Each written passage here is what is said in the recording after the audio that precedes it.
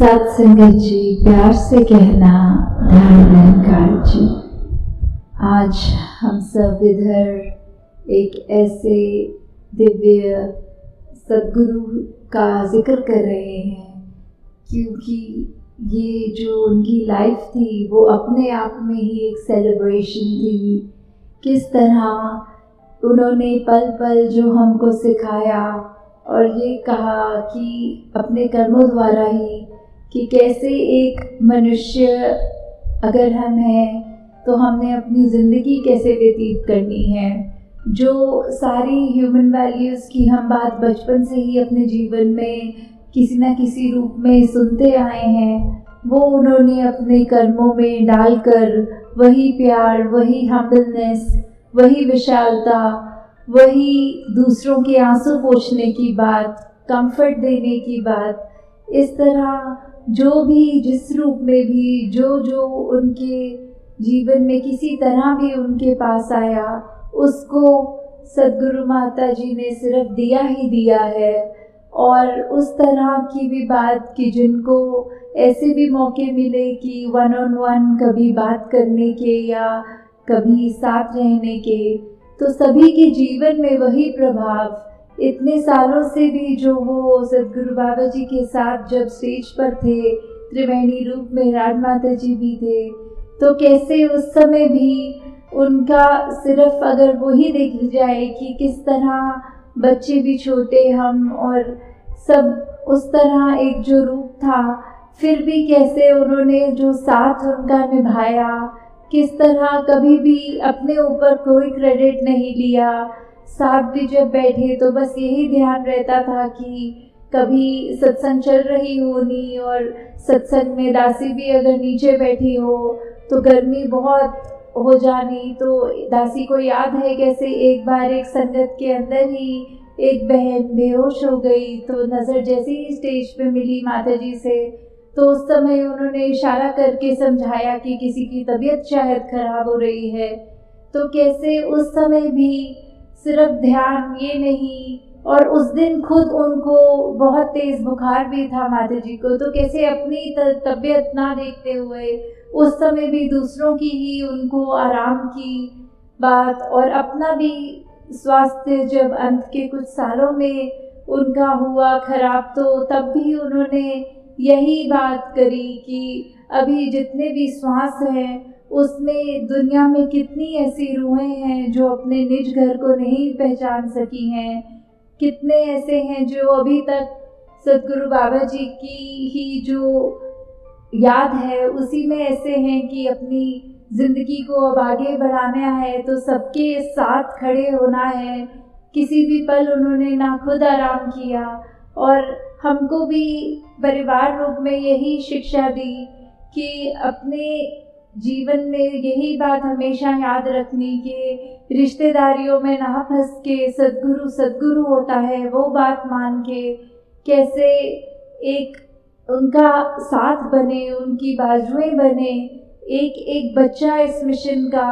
इस तरह सद्गुरु को रिझाए, इस तरह अपने जीवन में वो सब बातों को अपनी सिर्फ सोच में ही नहीं बल्कि कर्मों में, अपने शब्दों में ही नहीं बल्कि पूरी अपनी लाइफ स्पैन में ऐसे वो सब बातों का एक चलता फिरता प्रमाण बने, एक चलता फिरता प्रचार बने। तो कैसे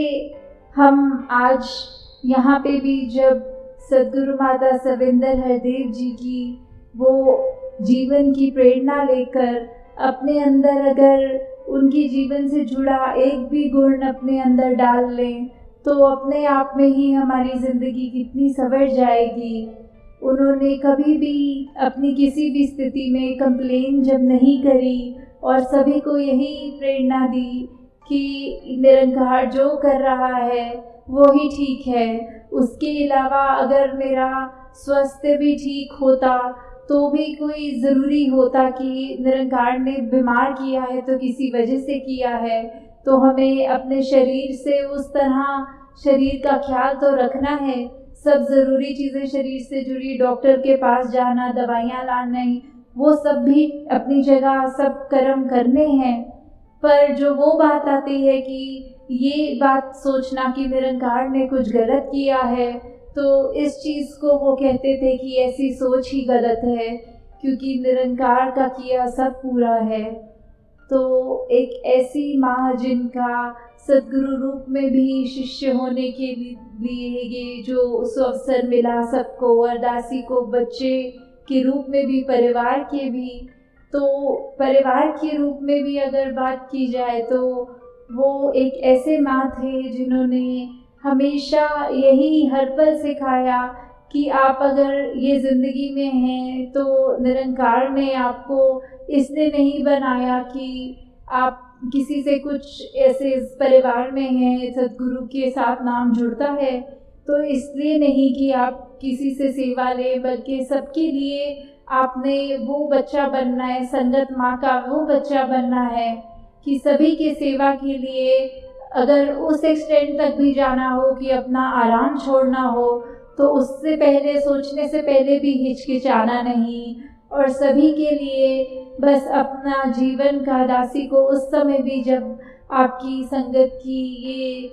चरण रज बन के इस तरह इस ड्यूटी के रूप में, जो उस समय भी दासी से यही कहा कि अब से बस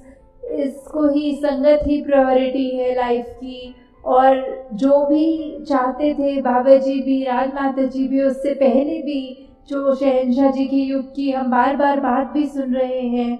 तो वो किस तरह लाना, वो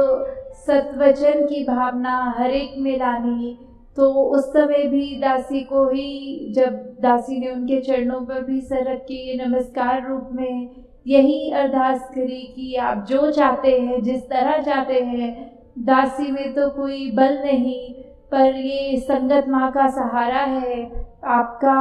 इस निरंकार रूप का, सद्गुरु बाबा जी का, सभी का वो जो आशीर्वाद है,